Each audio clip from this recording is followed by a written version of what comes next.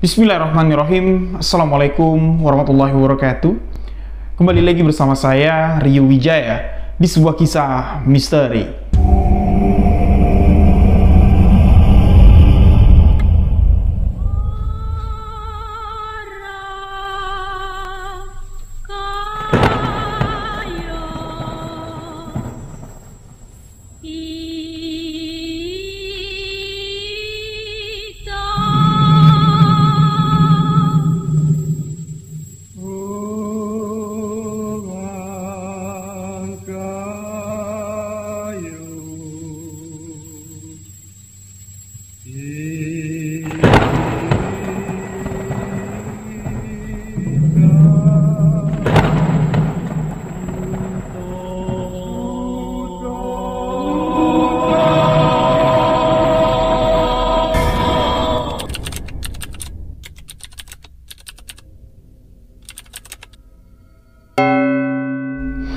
Terima kasih untuk sahabat yang telah mengklik video ini.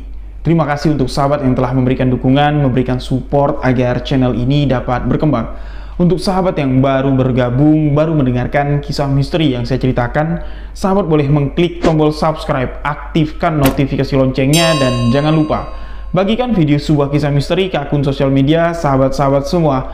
Untuk lebih dekat, lebih akrab dengan saya, sahabat boleh follow akun Instagram pribadi saya di Rio.wijaya91. Dan untuk sahabat yang punya cerita pengalaman misteri yang ingin dibagikan, sahabat boleh tuliskan cerita lalu kirimkan ke alamat email sebuahkisahmisteri@gmail.com. Insya Allah kisah kiriman sahabat akan saya bawakan di video sebuah kisah misteri selanjutnya. Dan di video kali ini kembali sebuah kisah misteri akan saya ceritakan, dan kisah ini akan menceritakan sebuah ritual pesugihan. Sebelum masuk ke dalam cerita yang akan saya bawakan, seperti biasa, ketika saya membawakan cerita misteri tentang pesugihan, saya ingin mengingatkan sahabat-sahabat semua bahwa ini hanya sekedar cerita misteri, bukan dalam arti kata ini kisah fiktif atau kisah yang dikarang-karang, bukan. Ini sebuah kisah nyata. Makanya dari itu, saya ingin mengingatkan sahabat semua bahwa ini sebuah kisah nyata. Ambillah pelajaran dari kisah yang akan sahabat dengarkan. Jangan ditiru. Jangan ditanya, "Bang, di mana ritual pesugihan ini dilakukan? Bang, bagaimana? Bisa ndak saya menemui juru kunci atau mengambil ritual pesugihan ini?" Jangan. Karena tak ada pesugihan yang menjanjikan kesenangan. Di balik kenikmatan yang dijanjikan setan demi pesugihan, ada sesuatu yang tersembunyi. Apa itu? Inilah misteri pesugihan warung bakso.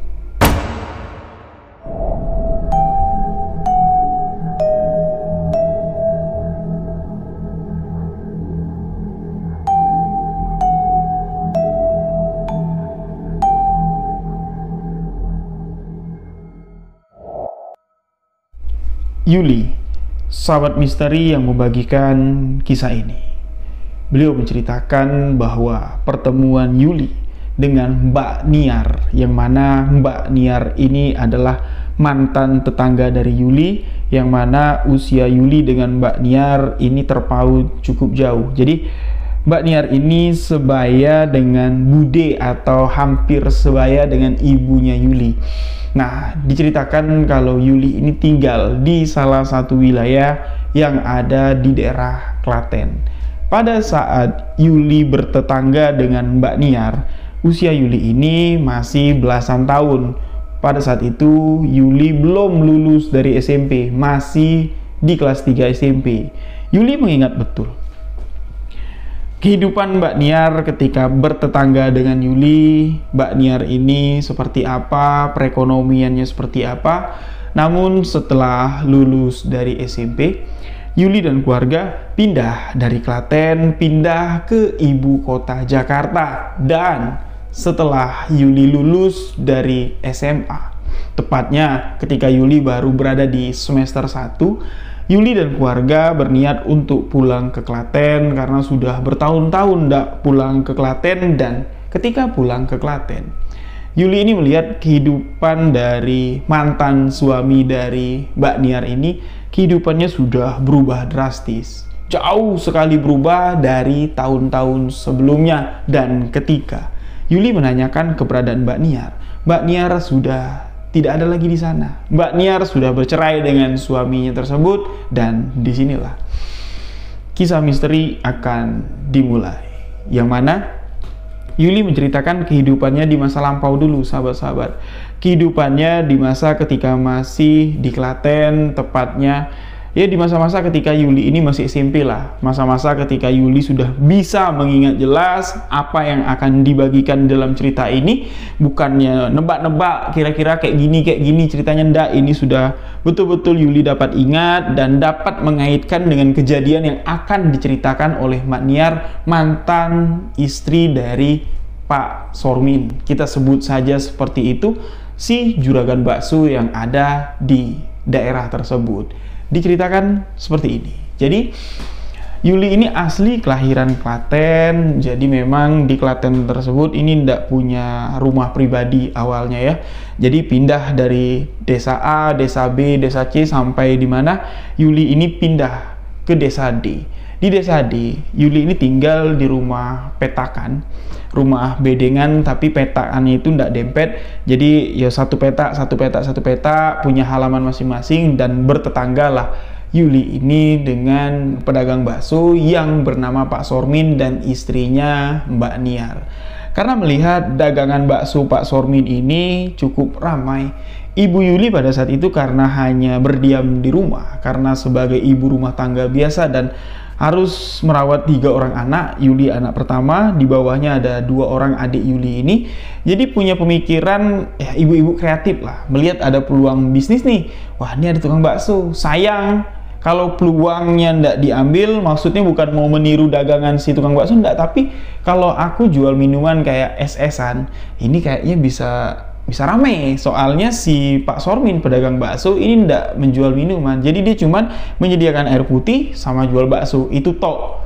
Jadi kalau pelanggan-pelanggannya mau cari minuman dingin, yo mesti nyari ke warung lain. Nah, kenapa aku aja ndak jual minuman dingin? Bukalah usaha jual minuman dingin, dan alhamdulillah Pak Sormin selaku pedagang bakso ini mensupport. Ya ndak apa-apa, jenengan jual minuman, saya jual makanan, dan itu ya bisa collab lah, kolaborasi, dan itu ndak memberatkan satu sama lain, malah saling menguntungkan. Pelangganku pun bisa betah di sini dengan makan bakso, minumnya pun misalnya ndak jauh, daganglah Pak Sormin. Dan pada saat itu ibunya Yuli jual es, ya usaha kecil-kecilan. Tapi di sini Yuli yang pada saat itu yang sering mengantarkan es pesanan dari pelanggan-pelanggan Pak Sormin, ini di usianya yang masih kelas 2, kelas 1 SMP, ini sudah mulai melihat sedikit ada kejanggalan dan keanehan dari pedagang bakso yang satu ini, dari Pak Sormin ini.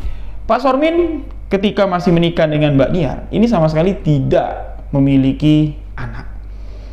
Nggak tahu ya alasannya kenapa pada saat itu Yuli ini nggak cari tahu, tapi nanti di akhir kisah ketika Mbak Niar ini menceritakan ada apa sih sebenarnya ya di kehidupan Pak Sormin, ini akan dijelaskan semua. Dan Yuli ini karena lantaran sering sekali bolak-balik atau main di sekitaran tukang dagang bakso, Pak Sormin ini kayak senang sekali sama Yuli gitu. Nah, jadi ya sering lah dikasih duit jajan. Tapi yang anehnya, kalau Yuli ini nukar duit sama Pak Sormin, ini sama sekali nggak dikasih. Misalnya nih, si pembeli es ini ngasih duit lumayan besar nih, 50.000 misalnya. Nah, untuk bayar es itu cuma sekian ribu. Nah, Pak Sormin ini diminta, Pak, ada ndak tukeran atau kembalian duit? Pak Sormin ndak bakal ngasih kecuali pembayaran itu langsung untuk bayar makan baksonya. Atau gini, ada yang beli es di warung ibunya Yuli dengan nominal uang besar, tapi tanpa berbelanja di tempat Pak Sormin. Yuli datang nih untuk nukarin duit, Pak Sormin nggak bakal ngasih. Bukannya pelit, bukannya apa, nggak tahu pada saat itu apalah maksud dari Pak Sormin. Tapi kalau dibilang pelit, Pak Sormin ini setiap nutup warung, ya ketika sedang ngitung duit, Yuli datang mau ngambil gelas-gelas bekas es yang diminum pelanggan di warungnya Pak Sormin, ini malah Yuli dikasih duit lebih gitu loh. Jadi sini, nih buat jajan sekolah besok. Nah, jadi Apa Pak Sormin ini pelit atau ada kenapa-kenapanya? Dan beberapa kali Yuli juga bertanya sama ibunya Yuli. Ibunya cuma mengatakan mungkin itu adalah syarat dari dagang baksonya Pak Sormin, biar pelanggannya tidak kabur. Jadi udah, tidak usah diributin. Dan pada saat itu pertanyaan di hati Yuli kecil tentang siapa Pak Sormin dan kenapa alasan duit tidak boleh dipecah di tempat Pak Sormin itu dipendam dalam-dalam dan tidak dipermasalahkan. Nah, singkat cerita sahabat-sahabat, waktu berjalan sampai Yuli sebelum pindah dari tempat tinggalnya, pindah ke Jakarta di akhir kelas 3 SMP ya, atau sudah naik SMA. Dia melihat kehidupan Pak Sormin dan keluarga ini ya baik-baik saja, walaupun mereka di rumahnya ya tidak diramaikan dengan anak-anak yang bisa mewarnai kehidupan keluarga ya. Pak Sormin ya tinggal cuma berdua dengan istrinya si Mbak Niar. Yuli melihat kehidupan mereka baik-baik saja, mapan, usahanya semakin berkembang, dan sampailah di mana ketika Yuli ini pulang lagi ke Klaten melihat keadaan perekonomian Pak Sormin ini sudah berubah 180 derajat dalam kurun waktu sekitar 3 tahun atau 4 tahun. Pak Sormin sudah menguasai lahan perumahan atau lahan bedeng yang ada di wilayah tersebut, bahkan rumah yang pernah dikontrak orang tua Yuli di sekitaran bedeng Pak Sormin, itu hak miliknya sudah atas nama Pak Sormin, sudah dibeli sama Pak Sormin. Alangkah terkejutnya Yuli, dan kedua orang tua Yuli sampai geleng-geleng kepala. Sampai orang tua Yuli berpikir kayak gini, nyesel ya Bu, kita pindah dari sini. Kalau tahu usaha Pak Sormin sekarang sudah seramai ini, pastilah dagangan es kita juga bisa mendapatkan keuntungan yang besar. Apa jawab Ibu Yuli? Ya sudahlah Pak, bukan rezeki. Mungkin itu jalan terbaik untuk kita. Nah, dari jawaban Ibu Yuli di sini, boleh sahabat-sahabat tekankan, dan ini akan menjadi garis merah atau benang merah dalam alur cerita ini. Karena apa? Tanpa ada yang mengetahui, tanpa ada yang menyadari, ibunya Yuli di sini yang memutuskan untuk segera pindah ke Jakarta untuk meninggalkan tempat itu, tanpa ada yang menyadari, ibunya Yuli lah yang mengetahui apa yang terjadi, apa yang dilakukan si pedagang bakso ini. Ibunya Yuli menceritakan seperti ini. Ketika mereka sudah pulang dari Klaten untuk bersilaturahmi dengan keluarga, dan sebentar untuk bersilaturahmi di tempat Pak Sormin dan melihat lingkungan yang ada di sana udah berubah. Hampir semua bedeng yang ada di sana itu sudah dimiliki Pak Sormin, dan warung Pak Sormin itu masih bentuknya, gerobaknya pun masih gerobak butut yang dulu, tapi pelanggannya sudah membludak.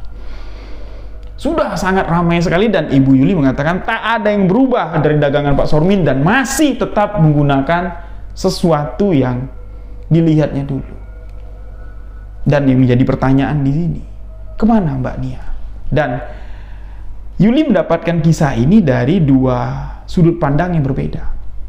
Pertama, sudut pandang cerita dari ibu kandungnya Yuli yang mengetahui sudah dari lama apa yang dilakukan Pak Sormin, dan pengakuan yang menguatkan kalau apa yang diceritakan ibunya Yuli ini yaitu betul. Karena diakui oleh istri atau mantan istri dari Pak Sormin, yaitu Mbak Niar.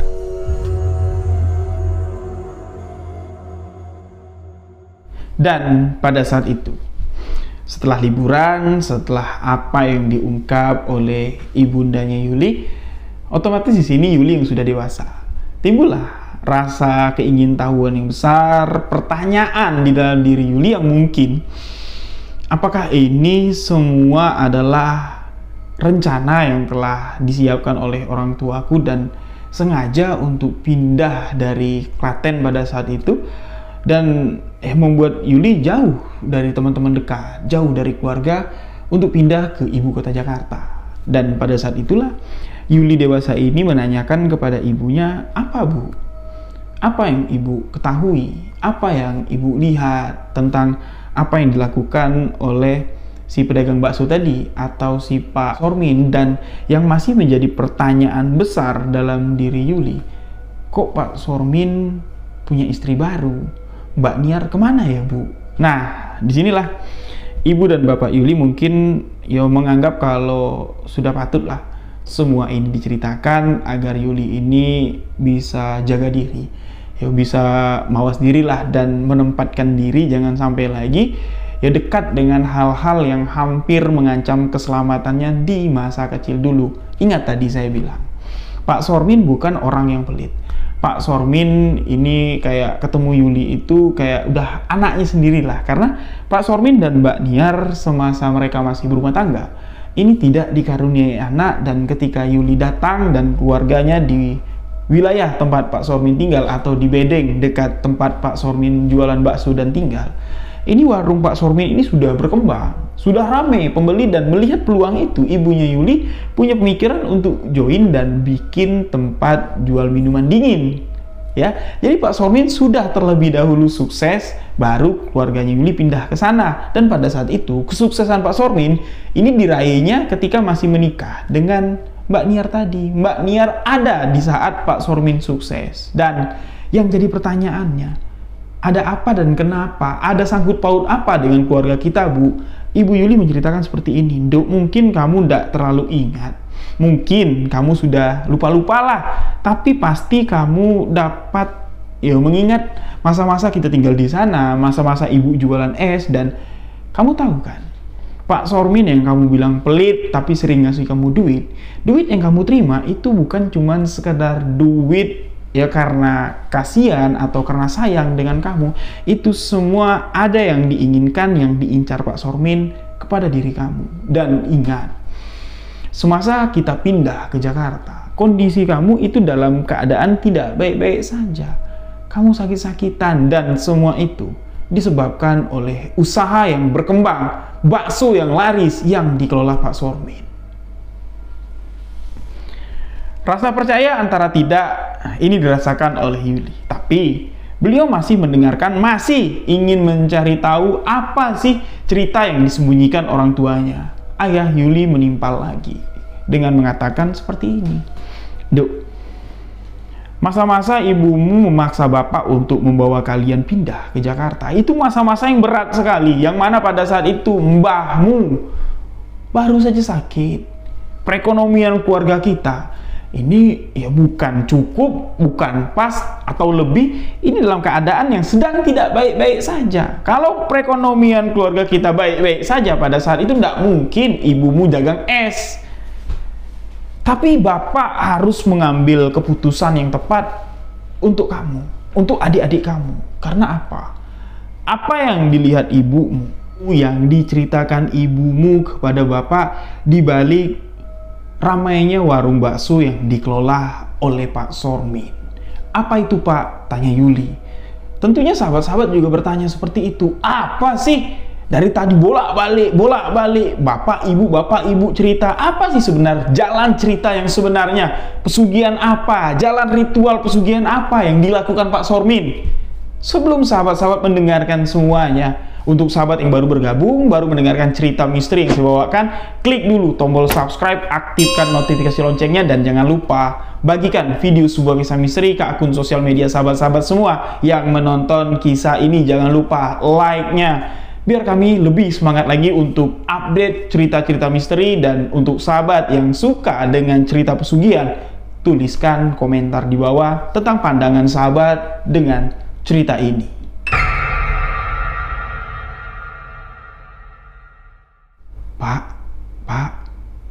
Pak, bangun, Pak. Bapak, bangun. Kenapa, Bu? Sini yuk, ikut Ibu ke depan. Bapak harus lihat ini, Pak. Ibu takut. Emangnya ada apa, Bu? Ada maling ya? Bukan. Yuk, lihat. Nah, pada malam itu, keluarlah Ibu dan Bapak Yuli ini dari kamar menuju ke ruang depan rumah mereka, yang mana ini bisa melihat ke bagian depan rumah dari Pak Sormin. Dan di malam itu, di kisaran jam 3 dini hari, Ibu dan bapaknya Yuli melihat kalau Pak Sormin ini tengah melakukan satu aktivitas.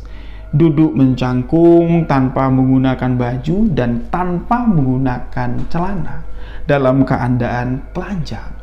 Ini duduk mencangkung di samping gerobak baksonya dan tengah berhadapan dengan sosok makhluk yang sangat mengerikan sekali, sahabat-sahabat.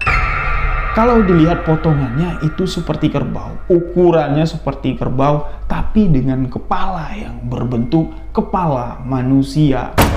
Tangan depan kerbau tersebut, ini telapaknya ini bukan sepatu kerbau ya, atau seperti kaki kerbau pada umumnya, tapi itu adalah telapak tangan manusia. Dengan 5 jari yang mekar, dengan kuku-kuku yang panjang, sedangkan bagian kaki belakangnya itu utuh bagian kaki belakang kerbau. Apa yang dilakukan Pak Sormin yang berhadapan dengan sosok mengerikan tersebut? Pak Sormin tengah memberikan sosok itu makan. Entah apa yang diberikan Pak Sormin, tapi jelas yang dimakan sosok tersebut, yang diberikan Pak Sormin makan kepada sosok tersebut, ini seperti sesuatu yang berdarah. Entah itu daging ayam mentah, entah itu daging sapi atau daging kambing mentah. Yang jelas dari kejauhan, Ibu dan Bapak Yuli melihat tangan Pak Sormin ini berlumuran darah, dan dari mulut sosok yang palanya itu palak manusia yang tengah mengunyah apa yang diberikan Pak Sormin. Ini bagian wajah, bagian mulutnya ini mengalir darah segar. Sontak ketika Ibu dan Bapak Yuli melihat itu, mereka semua ketakutan, dan itulah penyebab Ibu dan Bapak Yuli memutuskan untuk segera pindah dari tempat tersebut. Dan dari apa yang mereka lihat pada malam itulah, Ibu dan Bapak Yuli dapat menyimpulkan apa yang digunakan Pak Sormin untuk membuat warung bakso ini rame.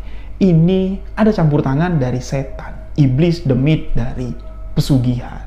Bukan itu saja sahabat-sahabat. Ketakutan yang timbul dari Ibu dan Bapak Yuli setelah melihat itu bukan cuman dari penampakan sosok itu saja, tapi dari perilaku, dari kesehatan Yuli yang semakin hari semakin menurun. Semakin sering Pak Sormin memberikan Yuli duit, semakin sering pula Yuli ini kondisi tubuhnya tidak stabil, sering sakit-sakitan. Dan ketika Ibu dan Bapak Yuli ini mencoba untuk melakukan pengobatan alternatif, paranormal atau tabib yang menangani Yuli mengatakan seperti ini: kalau anakmu ini sudah dicirenin atau ditandai, kesehatannya ini ada sangkut pautnya dengan sesuatu yang terus menggerogoti tubuhnya, seperti sesuatu yang sudah ditanamkan dan sesuatu yang akan mengancam kesehatan anak kalian. Satu-satunya jalan, satu-satunya cara agar anak kalian ini bisa kembali normal, hidup normal tanpa ada gangguan makhluk gaib ini, itu kalian bawa jauh dari tempat ini. Jangan lagi dibawa ke sini sampai usianya menginjak 17 tahun. Dan itulah sebabnya Ibu dan Bapak Yuli membawa anaknya di usia atau semasa Yuli ini baru lulus SMP untuk hijrah jauh ke ibu kota. Dan setelah Yuli lulus dari SMA, menginjak ke semester 1 di masa kuliah, barulah dibawa balik lagi ke Klaten untuk bersilaturahmi dengan keluarganya dan sekaligus untuk melihat warung bakso yang hampir menumbalkan Yuli ini apakah masih buka atau enggak. Dan ternyata masih buka dan malah semakin besar dan semakin ramai.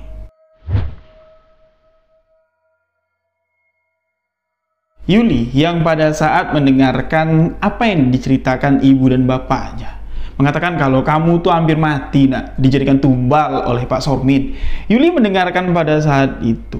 Yuli ini sudah seorang akademis ya, dia ndak bocah lagi, dia tengah menjalankan pendidikan di universitas yang mana ya, Yuli ini lebih percaya dengan sesuatu yang masuk akal daripada cerita-cerita seperti itu. Dan Yuli membantah dengan mengatakan, apa bisa ibu buktikan apa yang ibu ceritakan? Dan apa bisa bu, hal yang ibu ceritakan itu benar-benar nyata? Itu cuma mitos bu, cuma cerita. Itu yang dipercaya Yuli, dan orang tuanya tidak memaksa Yuli untuk percaya. Yuk nak, kamu harus percaya nak, harus percaya nak. Enggak, orang tuanya cuma sekedar mengatakan apa yang beliau ketahui dan penyebab. Mereka terpaksa harus berjuang lebih keras lagi di ibu kota, yang mana pada masa itu perekonomian keluarga Yuli ya harus dipaksa untuk lebih survive lagi di kehidupan baru untuk menyelamatkan Yuli pada saat itu.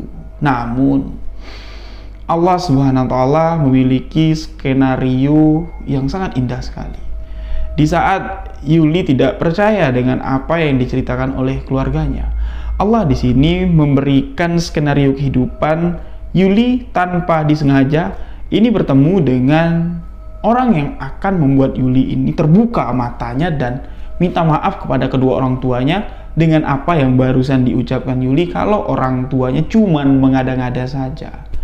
Yuli dipertemukan dengan Mbak Niar. Yang mana statusnya? Pertemuan Yuli dengan Mbak Niar sudah menjadi mantan istri dari Juragan Bakso. Mantan istri dari si pelaku pesugihan. Jadi begini.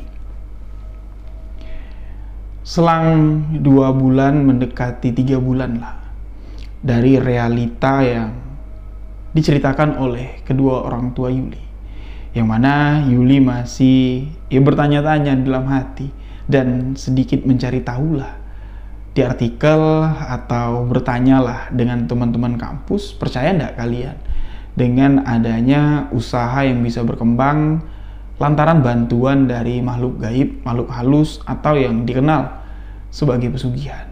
Jadi banyaklah ya pandangan-pandangan yang didapat Yuli, mulai dari pertanyaan yang dilontarkan Yuli kepada teman-teman di kampus, ya pertanyaan dari Yuli yang dicari tahunya, jawaban pertanyaan itu dari internet, dari artikel-artikel, sampai di mana waktu ya berjalan kurang lebih sekitar 2,5 bulan, 3 bulan lah. Yuli katakan, Yuli ini tidak sengaja makan kumpul-kumpul sama teman-temannya di sebuah warung makan, tepatnya warung bakso yang ada di Jakarta. Jauh dari kampus tempat Yuli kuliah, jauh dari tempat Yuli tinggal, rumah kontrakan Yuli dan keluarga di Jakarta. Dan di warung bakso itulah, ya samar-samar Yuli ini mengingat, kayaknya si Mbak yang dagang bakso ini aku kenal. Dan terlihat dari tatapan si Mbak yang dagang bakso ini menatap Yuli kayak, iki bocah aku kenal deh. Tapi mereka belum saling tegur, belum saling sapa sampai di mana sebelum Yuli pergi meninggalkan warung tersebut. Salah satu teman Yuli ini manggil namanya. Yul, nggak usah bayar. Kan aku yang traktir. Barulah di situ Mbak pedagang bakso nepuk pundak Yuli dan bertanya, sampean Yuli yang dulu di Klaten, nama ibumu si A, nama bapakmu si B. Mbak Niar bukan? Yang dulu dagang bakso, yang aku yang sering nganterin minuman es. Mereka saling tatap-tatapan dan si Mbak Niar ini spontan langsung memeluk Yuli. Memeluk Yuli, nepuk-nepuk Yuli, subhanallah, menepuk Yuli, memeluk Yuli dan menepuk-nepuk pundak Yuli sembari berbisik, subhanallah, subhanallah, Cahayu, udah gede kamu sekarang. Aku Mbak Niar. Ya betul, aku Mbak Niar. Jadi apa ya, Yuli ini kayak ngerasa, ini dekapan pelukan orang yang penuh kasih sayang dan ada sedikit kekhawatiran. Dan Yuli pun bertanya, Mbak, kok nggak di Klaten lagi? Aku barusan beberapa bulan yang lalu dari Klaten loh, Pak. Main-main ke Klaten sudah sekian lama dan aku mampir ke warung bakso Mbak dulu.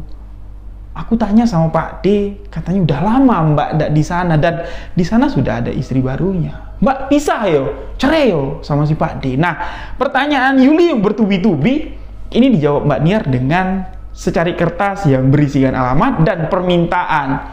Kamu sempetin waktumu, kalau sempet datang aja ibu bapakmu, kalau ndak yo kamu sendirian. Ini alamat rumahku, aku tunggu. Pokoknya aku tunggu. Nanti aku ceritain semua. Ya ndak bisa aku ceritain di sini. Nah, dari situlah skenario Allah Subhanahu wa Ta'ala ini mulai masuk ke skenario yang baru. Dan inilah fakta realita kalau kehidupan misteri ini atau kehidupan dunia nyata ini penuh dengan misteri. Yuli pun ya menepati janji datang ke kediaman si Mbak Niar, tapi Yuli datang ndak bersama kedua orang tuanya.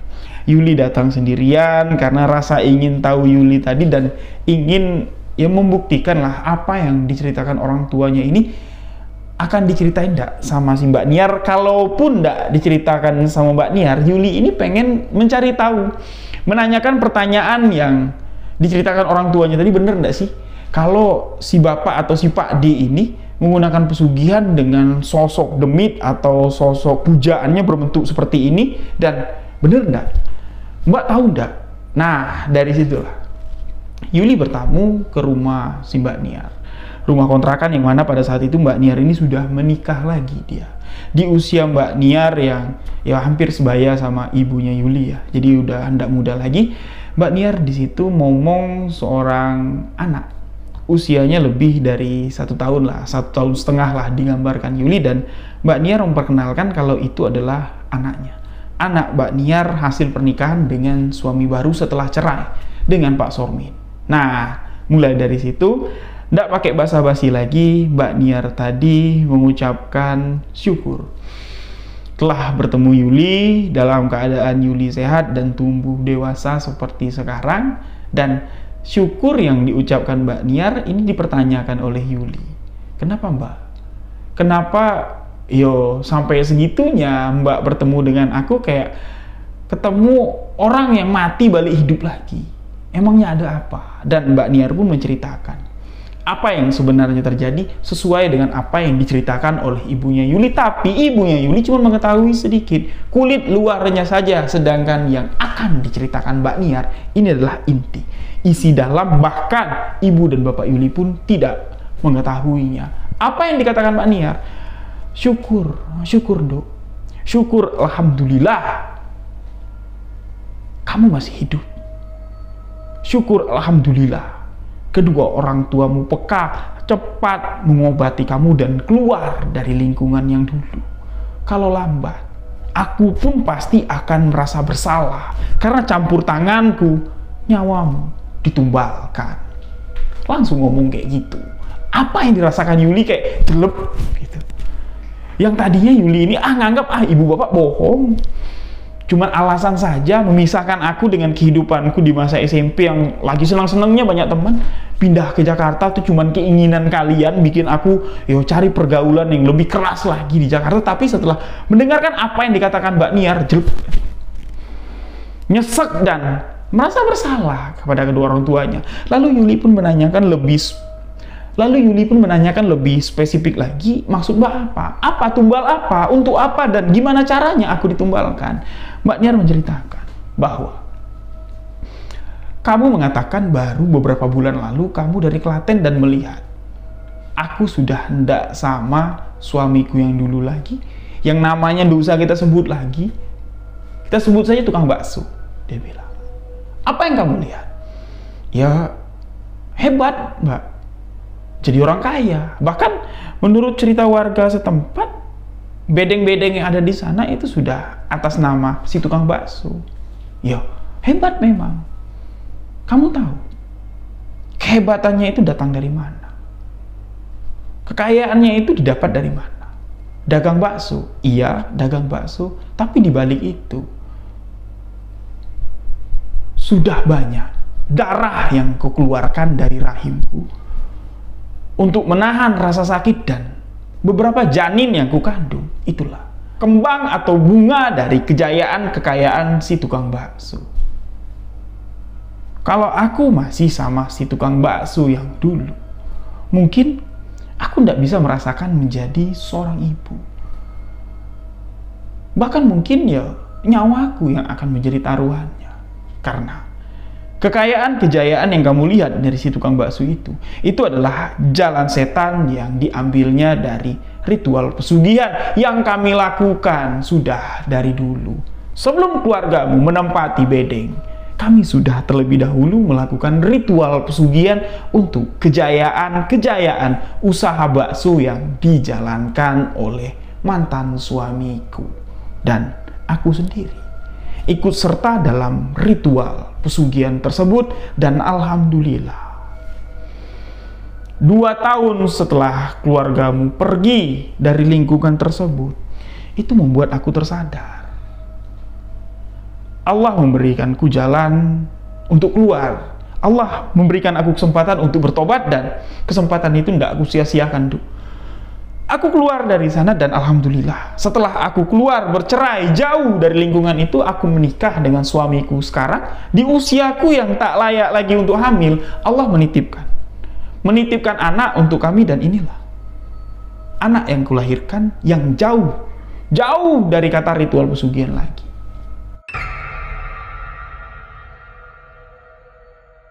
Dan di momen itulah Yuli ini juga sedikit menceritakan apa yang diketahui oleh ibunya si Yuli dan bapaknya Yuli.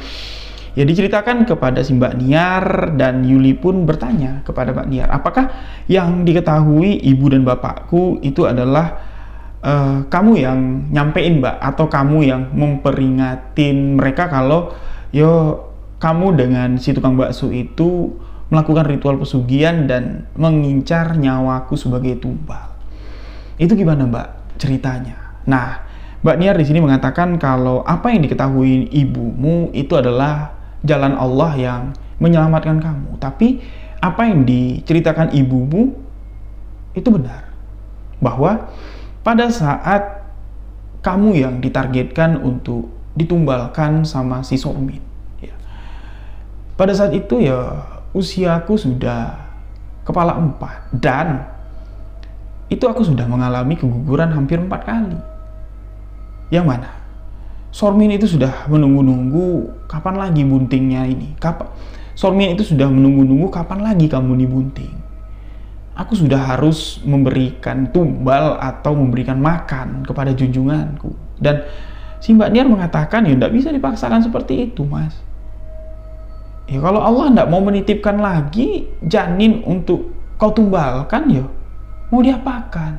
Ya wis lah, aku coba cari jalan lain. Dan tanpa sepengetahuan Mbak Niar sebenarnya, kalau Sormin itu menargetkan kamu dengan sering memberikan kamu uang itu sebagai uang penanda, atau ya istilahnya kamu itu sudah ya diberikanlah secara kasat mata, kamu itu sudah diritualin untuk ditumbalkan, tinggal menunggu waktunya saja. Tapi alhamdulillah kedua orang tuamu lekas sadar, dan aku pun sadar di situ bahwa kalau kubiarkan begini, mungkin gagalnya kamu ditumbalkan itu satu kegagalan yang akan kembali diulang lagi. Dan siapa lagi yang akan ditargetkan selanjutnya kalau aku tidak mengandung? Nah, dalam waktu 2 tahun yang diketahui oleh Mbak Niar selepas kamu pergi meninggalkan tempat tersebut, pernah satu kejadian si Sormin ini mengamuk dan kesurupan karena gagal penumbalan. Nah, setelah Sormin ini ngamuk, kesurupan segala macam, Mbak Niar statusnya masih menjadi istrinya si Sormin, ya otomatis pada saat itu masih membantulah gimana cara ritual penumbalan karena dia tidak hamil-hamil, janinnya tidak bisa ditumbalkan. Nah, salah satu anak tetangga yang ada di sekitar sana, itulah yang dipilih oleh demit yang merasuki Sormin ini untuk ditumbalkan dengan cara dikasih makan terus, dikasih makan terus dalam waktu kurang dari 40 hari. Anak tersebut meninggal dengan tubuh kurus kering, seakan-akan makanan yang dimakannya sehari-hari itu sama sekali tidak menghasilkan energi, tidak menghasilkan darah daging, malah sebaliknya disedot terus oleh demit yang meminta tumbal. Dan aku melihat sendiri di malam sebelum anak itu meninggal, Sormin ini kesurupan. Dia makan ayam mentah yang sudah disiapkan, itu lahapnya kayak orang makan udah berhari-hari tidak makan. Sampai-sampai Mbak Niar ini jijik untuk melihatnya. Dan di malam itu juga Mbak Niar mendengar kayak ada suara sapi yang sedang makan di samping kamarnya. Dan Mbak Niar mengintip, sosok sapi yang didengar Mbak Niar sedang memakan itu adalah jelmaan pujaan dari Pak Sormin, siluman yang memberikan Pak Sormin kekayaan. Dan di malam itulah sapi itu menjemput tumbal. Keesokan paginya dikabarkan bocah yang ditumbalkan, yang ditargetkan tumbal oleh Pak Sormin, meninggal dunia.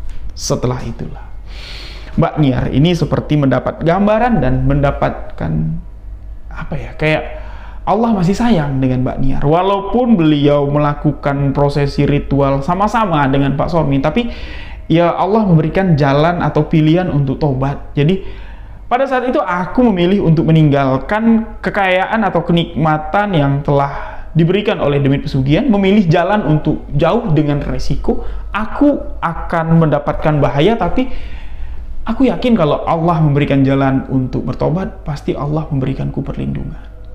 Sormin pun sempat mengancam, silahkan kau pergi tinggalkan aku, cerai kita, aku bisa cari istri yang baru, tapi keselamatanmu aku tidak bisa jamin lagi. Mbak Niar cuma mengatakan, keselamatanku kugantungkan kepada Gusti Allah. Dan semenjak hari itulah, 2 tahun tepatnya setelah kamu pergi meninggalkan Klaten, aku pun pergi meninggalkan Klaten, hijrah ke kota Bandung, dari Bandung baru hijrah ke Jakarta, dan di Bandung lah Mbak Niar ini mendapatkan suami. Dan setelah kurang lebih sekitar 4 atau 5 bulan menikah, Mbak Niar mengandung, dan saat bertemu dengan Yuli, Mbak Niar ini memiliki seorang anak laki-laki usianya setahun lebih. Nah, jadi dengan mendengar itu, yo mereka ini saling meneteskan air mata, dan yo Yuli yang telanjur kayak pengen tahu gitu ya, ingin menanyakan ritual seperti apa yang dulu dilakukan oleh Mbak Niar dan Pak Sormin si pedagang bakso, dan apakah ritual itu masih berjalan dengan Pak Sormin sekarang. Mbak Niar pun menceritakan, tapi Mbak Niar tidak bisa menjamin ya apa yang dilakukan Pak Sormin sekarang, apakah sudah terlepas atau masih menjalankan ritual pesugihan tersebut, karena Mbak Niar kan sudah lama, dan Mbak Niar pun tidak mau berpikir, tidak mau tahu, ya terserah. Tapi kalau dilihat Yuli di kehidupan yang sekarang, Yuli baru beberapa bulan bertemu dengan Pak Sormin. Kalau Pak Sormin semakin kaya, semakin jaya, Mbak Niar bisa memastikan kalau pesugihan itu masih dijalankan oleh Pak Sormin. Nah, untuk rasa keingintahuan Yuli, ritual pesugihan apa yang dijalankan Mbak Niar pun menceritakan apa, ritual apa yang dijalankan Pak Sormin dengan Mbak Niar, dengan menceritakan semua ini. Jadi sedikit Mbak Niar ini menceritakan apa yang diceritakan Mbak Niar ini sebenarnya permintaan dari narasumber kita Yuli, dan untuk penguat Yuli sebagai percaya gitu istilahnya, memang apa yang dilakukan oleh si Pak di pedagang bakso ya, ini merupakan sebuah ritual pesugihan. Karena pertama, Yuli mendapatkan pengakuan atau cerita yang mengerikan ini dari ibunya, dan ibunya ini tidak dipercaya kalau yang ibu ceritakan itu nyata, Bu. Nah, bertemunya Yuli dengan si Mbak Niar ini menjadi pengunci atau penguat kalau iya bener berarti yang diceritain ibu gitu loh, keselamatanku kalau bertahan di tempat itu ya bisa terancam. Ini loh istri dari pelaku pesugihan, atau bukan istri dari pelaku pesugihan, Mbak Niar pada saat itu masih menjadi pelaku pesugihan. Nah, Yuli untuk lebih percaya lagi ya, dia bertanya, gimana Mbak, kok bisa nyawa orang ditukar dengan kekayaan? Dan diceritakan seperti ini. Jadi masa-masa awal, masa-masa Mbak Niar ini menikah dengan si Pak di penjual bakso, Mbak Niar ini bukan istri pertamanya, ini merupakan istri kedua, yang mana pada saat itu si Pak di bakso ini merupakan orang yang cukup berduit lah ketika menikah dengan istri pertama, tapi dengan ya masalah bisnis bangkrut gitu ya, ini ditinggal sama istrinya, ditinggal oleh seorang anak, yang mana dari cerita Mbak Niar, dari pengakuan sang suami ketika baru-baru menikah, dia itu sayang sekali dengan anaknya. Nah, jadi untuk membalaskan sakit hati karena ditinggal saat dalam kondisi susah, disitulah ketika baru menikah dengan Mbak Niar, si Pak di penjual bakso ini sudah berkomitmen kayak gini, segala cara aku halalin untuk bisa aku bangkit lagi seperti dulu. Yang mana yang ditangkap sama Mbak Niar, segala cara itu maksudnya yuk dari segi bisnis apapun lah akan kulakukan, yang penting bisa jaya, bisa sukses kayak dulu lagi, karena basicnya memang seorang pembisnis. Tapi tidak kepikir kalau jalan yang ditempuhnya ini adalah jalan singkat. Dan di satu momen, di satu ketika, sang suami mengatakan kepada Mbak Niar, yuk ikut aku yuk, pergi ke salah satu masih dalam wilayah daerah Klaten. Kemana Mas? Untuk ngurus usaha yang kita jalankan. Dan singkat cerita, bertemulah Mbak Niar ini dengan salah satu juru kunci, dan di situ langsung ditodong kayak gitu. kalian suami istri harus melakukan ritual pesugihan, dan ritual pesugihan yang mereka lakukan ini awalnya untuk mencari kepercayaan dari demit pesugihan ini. Ya ini selama 3 hari 3 malam mereka ini kayak ngecamp di satu wilayah hutan, ya hutan yang tidak terlalu hutan besar juga, tapi masih di sekitar perkebunan warga lah. Dan di situ menurut sang juru kunci mereka harus bertemu dengan sosok penunggu wilayah tersebut yang berwujud siluman.